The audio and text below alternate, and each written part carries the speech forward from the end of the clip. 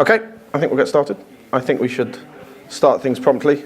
I'm probably going to need all the time. So, hello everyone, my name's Tom. I'm a software engineer at a company called Weaveworks. But actually this is a personal project of mine. The relationship to the work is relatively minimal. My day job is actually working on a distributed version of Prometheus. So I guess it's kind of related. But yeah, I have a talk entitled Loki, a Zipkin Prometheus Mashup. I can't actually say mashup with a straight face though, because it's a bit silly, but whatever. Let's start with a few questions for everyone. So hands up, well, hopefully from the last talk you all know what OpenTracing is, so hands up everyone. And if you don't know what OpenTracing is, what are you doing here? This is not an introductory talk. So hands up, you all know what OpenTracing is, I'm going to assume. So how many people have heard about Prometheus? Keep your hands up. Now put your hands down if you don't know what Prometheus is. Okay, well, about a third, not bad. Okay, and who's heard of Weaveworks? Oh, more people than Prometheus, that's interesting. That's not normally like that. Okay, cool. Well, we must be doing a good job. I'll start by, so I've written my own tracer. Why would I do that, right? What is wrong with me? Well, Cortex is this distributed Prometheus that I work on in my day job, and I was having some performance issues with it. And the job, I've boiled it down, it's a little bit more complicated than this, but there's a job we call the distributor, and it writes to the ingesters, and it writes in parallel to multiple ingesters to achieve replication. So the distributor gets a batch of samples, it writes them in parallel to at least 3 ingesters, and then it returns. And it returns when at least a quorum of those ingesters has successfully, acknowledged the right. This is, if anyone's familiar with the Dynamo style consistency, it's basically that. But we had this problem. This is a Prometheus graph. We had this problem up here where the distributors were reporting a 99th percentile latency of about 80 milliseconds, and the ingesters were, for the same operation, reporting 8. Right, and given the scheme I've just described, I was kind of expecting the distributors to have the same or even a potentially better latency profile than the ingesters, because a slow ingester won't slow down a batch, right? No, it'd need lots of slow ingesters. So I was kind of really confused, and I thought, hey, this is a nice problem to sink your teeth into. So I thought I'd, deploy some distributed tracing. And then I thought, well, I might as well build my own. And that's my rationalization. The reality is, I've been trying to build a distributed tracer for a few years now. I really like the technology. My first attempt was this thing called Weavetracer.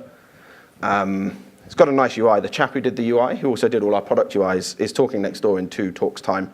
Highly recommended. But anyway, so the prototype Weavetracer I wrote on holiday in Singapore. And the concept behind this was that it didn't require application instrumentation. So unlike all this OpenTracing stuff you've been hearing about, this was supposed to be magic.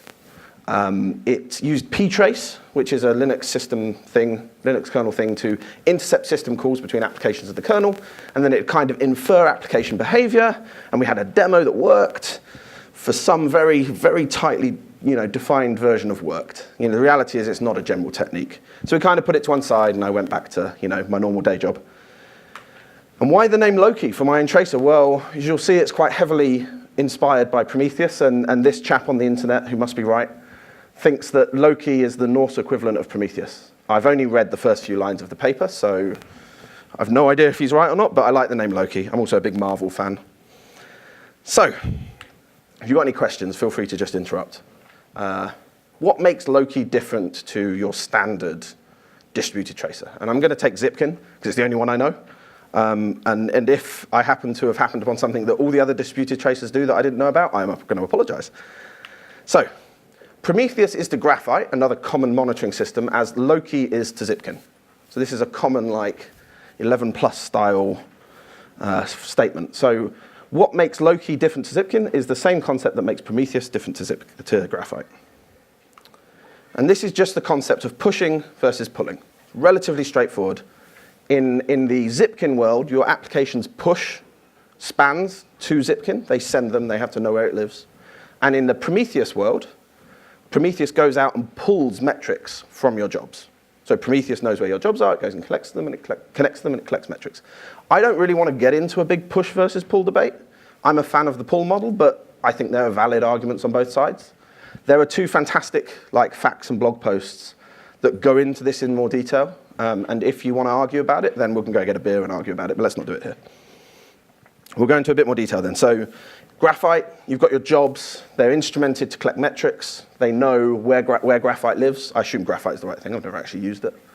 And they push metrics to graphite. So in this model, so it's claimed it's relatively easy to overwhelm a graphite server with too many metrics. And so you end up with little aggregators in the middle and so on. Plus, all your jobs need to know where graphite is. And if you want to run more than one graphite, say you're a graphite developer and you want to have your own little graphite running on your laptop, then you get your jobs to push to both, or I'm not sure how that works. But in the Prometheus world, Prometheus knows where your jobs are, and we'll get into why it knows and how it knows. And it goes out to your jobs, it connects to them, it scrapes the metrics, and then it does its thing.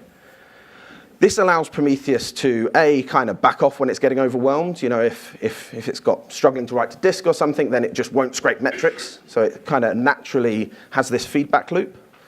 But also this allows you to run a Prometheus on your laptop. So I do this all the time because I develop on Prometheus. So if I want to run a Prometheus and if I want to write some code, I don't just push the code to my production server and break our monitoring. I run it on my laptop and I break my laptop instead. And my laptop can go and scrape our production jobs. And so the key thing here with the Prometheus model is Prometheus needs to know where all your jobs are and what the identity of them is. So you can do this with a massive config file, but no one does. Like what you really want to do is you use Prometheus's service discovery integrations. And this is where Prometheus will go out and talk to your infrastructure, discover where the jobs are dynamically, and build its own little table of targets and then, do its thing. And this is great. This has integrations for Kubernetes. So that if you're changing your Kubernetes, if you're scaling jobs up and down, Prometheus just watches the correct pod objects or whatever objects in Kubernetes, sees that there's new ones, goes and connects them and starts scraping them. You never have to change a line. So our Prometheus config is relatively static. We don't really have to modify it, and it just does everything automatically. And Prometheus knows the identity of your job. And this is kind of a bit of a weird, what do I mean by identity? We run a lot of memcaches for different things. And I don't want to have to tell memcache A over here that this is called the scope memcache, and memcache B over here that its real name is called the Cortex memcache. Because Prometheus already knows that this one's the scope one and this one's the Cortex one. So we just use exactly the same config in different contexts, and Prometheus can pick that up. So we have Zipkin versus Loki, the push versus the pull model. Oh no, we have graphite versus Prometheus. And so, as I'm kind of building up to, the Zipkin versus Loki. Zipkin, I think, is a push-based model, and Loki is this pull-based model. And this has some certain benefits that I kind of go into in the demo. Well, I've kind of gone into, but I think it's kind of cool. So what does this look like? Well, I wrote a very, very small library that you have to embed into your application. And so in the previous talk, they talked about how you have to eventually choose the tracer you want to use. All of the integrations in your application are all open source and standard, but eventually you say, right, I'm now just going to instantiate my tracer. And if you look at our code, this is like one line where it says loki.newTracer, register global something. And inside this tracing library I've written is just a circular buffer that's capped to a certain size, 1,000 traces, I think, and a HTTP handler that allows Loki to come along and pull those traces out of your job. And then for actually all of the kind of complicated OpenTracing bits, I've just literally used all of the Zipkin code. Because, this is, maybe 100 lines of code. Zipkin's got loads of logic on how to deal with traces and so on that I didn't really have to bother with. All I basically did was implement a Zipkin collector. The client library keeps pending spans in memory in a ring buffer. So if it gets full, it starts dropping them off the end of the ring buffer. The traces HTTP handler grabs all these in-memory traces and spans, serializes them using Thrift because I'm just using the Zipkin code. And yeah, spans will be dropped. Then if I focus in on the Loki piece, oh, there's an animation. I didn't know that it was there. There you go. If I focus in on the Zipkin piece, on the Loki, we've lifted the Prometheus retrieval library. So this is a library inside Prometheus that has the service discovery, has the loops and the go routines to go and pull metrics and knows how to back off and knows how to do retries and all this kind of stuff and maintains all of this logic. I've lifted this. I've opened a PR to just add a little callback in so I can implement my own scrape function. And then, I've provided a scrape function that understands the Thrift Zipkin format that we're sending. This, again, like the Prometheus library is huge, it does loads of things. It talks to Azure, it talks to Mesos, it talks to console, it talks to Kubernetes, it talks to, there's a huge list on their website of integrations that they've spent a lot of time and are really high quality now. Yeah, this is a great library. My integration with this library is another 100 lines of code. It didn't take long. Then there's some in-memory storage. This is kind of the weakest bit. Loki just does everything in memory. It stores, I've got the constant set to 1 million right now, so it stores 1 million traces. And then there's a Go re-implementation of the Zipkin API against this storage, which is only a few hundred lines of code. And then because I'm not a UI guy, and our UI guy doesn't know about this yet, I've just gone and lifted the Zipkin UI. And because I taught the Zipkin API, the Zipkin UI just works, and I didn't have to do anything. So this is kind of cool because there's this concept so I'm going to pop back out now. The Prometheus library has this concept called relabeling, which is something Brian's very keen on. And this is where you can basically use regexes and various patterns to construct meta information about the targets that gets gathered up into this big dictionary, and then certain keys have special meanings, and you can basically use these special meanings. So a good example would be the job and the instance key within these dictionaries. So I have developed over the couple of years we've been running our cluster certain standards and practices for how we like to name our jobs. This is an opinionated thing. This isn't something I'd expect you guys to want to do exactly how I want to do it, but this is how I want to do it. And I want the names of my jobs and my services to be the same in my Prometheus cluster as they are in my Loki thing. Do you call it an app tracer? I don't know. My Loki tracer. So I use exactly the same relabeling to achieve that. And in the demo later, you'll see that the identity of the jobs and the services and the instances are the same across tracing and monitoring. It's kind of like the previous presentation, but using this relabeling to achieve this is kind of really powerful. This also means, as I touched on earlier, the jobs don't need to know what their name is. So it means I can reuse, we've got a standard template for making a memcache, we've got a standard template for making a console cluster, standard template for a NATS cluster that we just bash cookie cutter, cut out. The in-memory storage implementation is naive, is my polite way of describing it. Queries are really slow right now because it's just a for loop that goes over everything and sees what matches. That's so much low-hanging fruit there that, I will get around to it at some point. Yeah, Zipkin API is, the API is Zipkin-compatible, and that means we can use the UI. And it's all open source. This is a personal project, so we put it in the Weaveworks experiments folder, and it's all written in Go, with its very cute little mascot, because we're mainly a Go company. It's about, all in, I know I said there's 100 lines here and 100 lines there, all in it's about 1,500 lines of Go. So it's not a lot, in my opinion. This sounds great. Where's the catch? So as I've kind of alluded to, this is a prototype. We do use it in our development environment extensively, and I'll get back to the story of doing the debugging. But it's not perfect. I wouldn't run it in prod just yet and give it another couple of weeks. The client library doesn't actually support multiple scrapers. I talked about this use case of having a version of Loki running on my laptop and a version of Loki running on my dev cluster, and how I can develop here and not break the production one. Well, currently my client library doesn't work like that just yet, but that's like just a bug. The query performance sucks. Again, that's just a really naive for loop, like just a continue in there or a break in there would probably fix that. And the single process architecture of Loki is probably going to be a limit in scalability. But I think Prometheus is a great example of what you can achieve with a single process. Like most people, a single process Prometheus server will be more than enough for them, no matter how big their infrastructure. For Loki, I think we can probably do something similar, but we're not pushing it yet. Our dev cluster is pretty small. And then there's this kind of more interesting topic the previous speaker touched on, that sometimes spans won't get delivered, and that this leads to incomplete traces. Well, interestingly, in the push versus pull debate, I think pull probably makes that worse.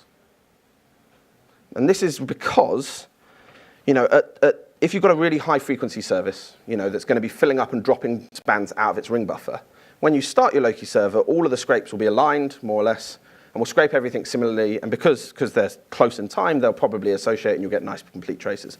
But as it goes on, the scrapes will get a bit of jitter and will start to span out and start to not overlap, and you'll pull one set of spans from this service, another set of spans from this service, you'll go and do the join and nothing will join.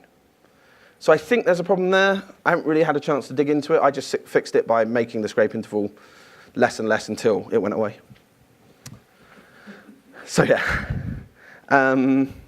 So back to that Cortex performance issue. We we had this screen, we had the distributor writing to the ingesters, and we saw distributor high write latency. And finally, 2 weeks after I set out to solve this problem, I finally had the distributor tracer working, and I got a trace out of it. And getting my first trace out of this was quite a rewarding experience.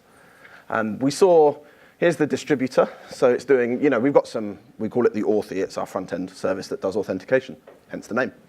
And you can see we're doing the handle request, which is basically the thing in the distributor that receives the samples. There's a big gap, and then we send the samples to the ingesters, and the ingesters kind of respond pretty quickly, and we're done.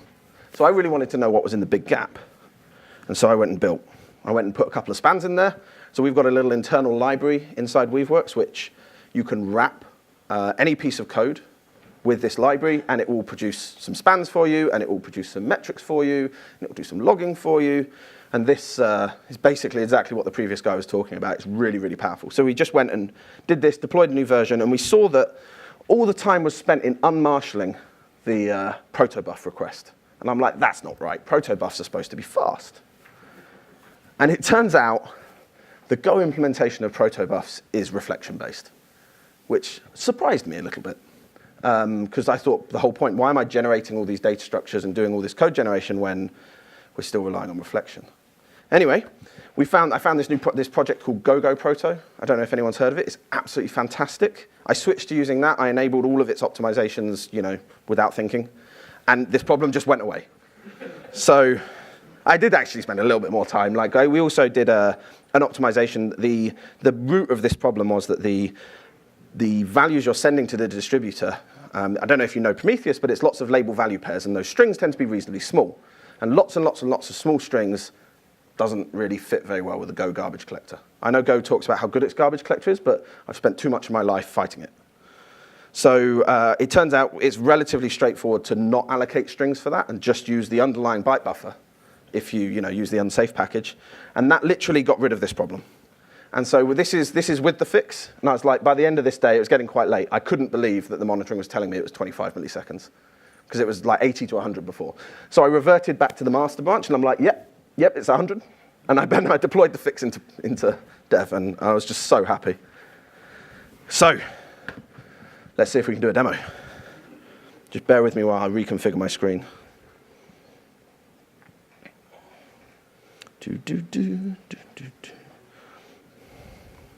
Right then, so if anyone, I've pre-cached the pages because the Wi-Fi's been so flaky, but I will try and do a live one. So this is the Zipkin UI. I didn't write this, but it's talking to Loki, which I did write. And as you'll see here, these are the list of jobs that we've got. Let's make that a bit bigger for you. These are the list of jobs that we've got instrumented with Loki. You'll notice a particular pattern here. I do namespace / job name. Or in this case, this is like a service, basically. Now, the reason I did that was previously we only had one namespace. Everything was in the default namespace, and we were running a memcache. And then we were like, oh, we need another memcache, and I still want to kind of call it memcache. So I created a new namespace and called it memcache. But then all of my old rules and all my old dashboards were aggregating all the stats for both memcaches. So I'm like, yeah, okay, we're not going to do that anymore. So I then put the namespace name into the job name. And it's worked well ever since. So we're going to select the querier. And a little quirk, we're just going to go back in time by about 10 minutes, because it's got more complete data in the past. And we're going to go find tracers. And this is the bit where it's a bit slow. Oh, it's good today. And then we go and click on one of these, and we end up with a new tab, and there we go. And you're going to have to ignore the fact that there seems to be some clock skew. This is why you don't do live demos. But yeah, here's basically a distributed trace. I think the clock's out on this machine, because this is supposed to be up here. And I haven't quite figured out why they're overlapping with this thing. Not quite as pretty as I was hoping. Let's see if a different one is better. If anyone knows how the UI for Zipkin works and can tell me what this bug is, like, I'll, buy you a beer. Yeah, same again. But here's basically a distributed trace. This is what a real-life distributed trace looks like, because it's never as clean as they look in the normal presentations. But you've got the HTTP GET coming into the querier. Then it's doing some query pages to DynamoDB, and it's doing some, actually, the previous example was for a write. This is for a query. Then it's doing a query to the distributor. I don't know why it's called distributor. It's not the distributor. It's the query service. It's doing a query to the query service, which also goes in parallel and talks to the ingestors. And then when the query page is returned, we go and talk to memcache, and then we return to the user. And so this, like, I've been optimizing the queries, and that query that we're looking at there took took 14 milliseconds, which is not bad. I quite like that. So yeah, that's Zipkin. One of the things I did want to show you guys, this isn't a product plug, I promise. But if we go and look at our dev environment, I just want to show you that the identity in our monitoring system is the same as the identity in our tracing system. So we go to our monitoring system, and what were we looking at? Let's pick one of these spans. Cortex ingester query. No, actually, let's do the memcache get. So we've got, it's the querier, and then it's memcache.get. Oh, somebody just tweeted me. Go away. So we want to know the Cortex memcache. Actually, let's just type memcache. Yeah, there's all the memcaches. Cortex memcache duration seconds bucket. And then we know that the job was querier. And there you go. You can see, sorry if it's a bit small. You can see that the identity for the job is the same as the identity for the traces. And just to complete this, I will do some rate 5m by job le. Actually, let's do by method, I think. And then it's a histogram, and I want 0.99. There you go. So that's this UI is the thing that the other chap's talking about in two talks' time. But that is the 99th percentile latency for memcache gets in the last hour. And the identity of the job and the identity of the operation is the same between tracing and between the demo worked. Cool. OK, that's the demo. And what have I got to say next? So there's a big to-do list. If anyone would like to help me with this, please come and help me. I want to make it support multiple scrapers so I can actually do the development on my laptop. I want to move away from Thrift to Protos, and this is just a personal taste thing. I believe Thrift predates Protos in its open sourcing, so I think that's why Zipkin's on Thrift. But I've got experience with Protos now. I want to write client libraries for other languages other than Go, because that's all we use, but no one else really is going to support this if it's Go only. And I want a useful, this is something Brian and I were talking about yesterday. I basically want the traces output, if you go to it in a web browser, to not give you a binary Thrift representation, but to give you like a nice, useful HTML page, so that this client library becomes useful on its own. Like if you've got a single binary application that doesn't do distributed tracing, but you still want to go and see traces on demand, then you could use this. As I've said, everything's in memory right now, so I want to do local storage for Bolt, probably using BoltDB. I want to make queries faster. Hopefully that will solve that problem. And maybe do a distributed cloud storage version. Maybe not. So we also, why is that there? What am I supposed to say here? Ah, yes. Coming back to the question of why did I write my own tracer? And I know I've had like a thing for tracing, and I've really wanted to do this for a couple of years now. But the reality is why I've done it now, and why I've been able to do it now, is because I can. Because with OpenTracing, like, I didn't have to write client libraries, and I didn't have to write a transport format. I could just reuse this. I didn't have to go and instrument my gRPC libraries. I didn't have to instrument the Go HTTP library, because that all exists with OpenTracing. I mean, building this standardized API has really enabled these little weekend hacky projects, which makes me happy. So thanks, guys, whoever did that. Like, really good idea. Thank you.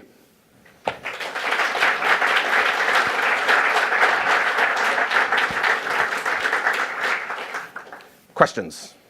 We'll start from over there. Yeah.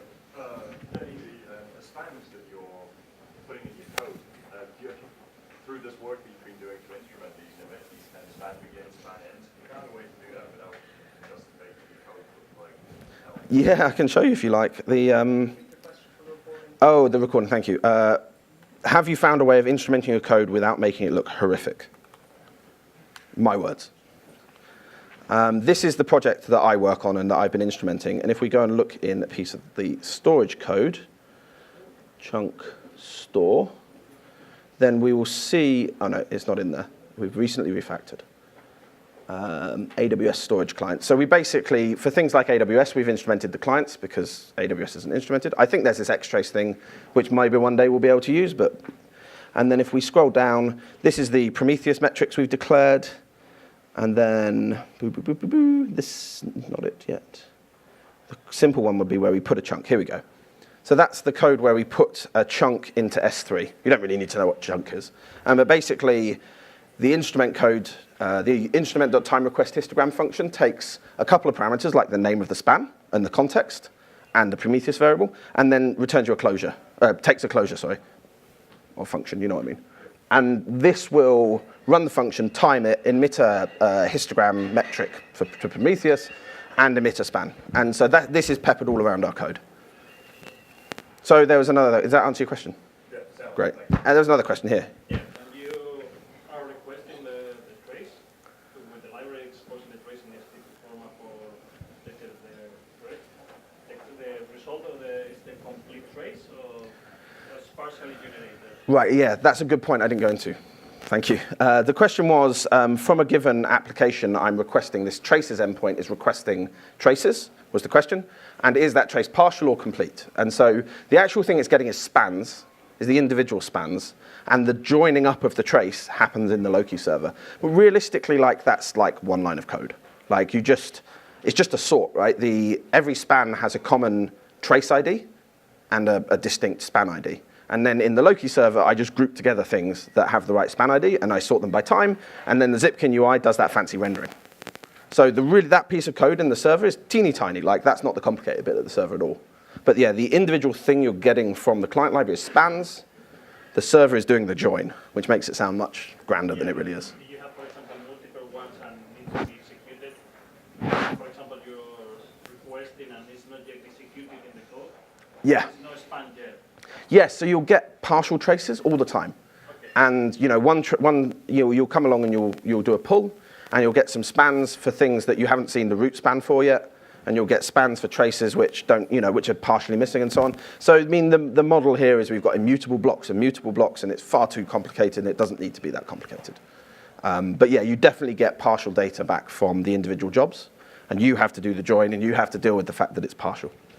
Thank you. Thank you. Another question from this side. Anyone? Okay, open it to the whole room. Okay, I think we're done. I do have some things I'm supposed to promote for people. There is an OpenTracing salon. Please go to it. It's going to be awesome. It's tomorrow at 2, and we're hiring, as usual. We've got offices in Berlin, though, which is cool. Nice city. And San Francisco and London, so we're hiring. Come work for us. Thank you very much.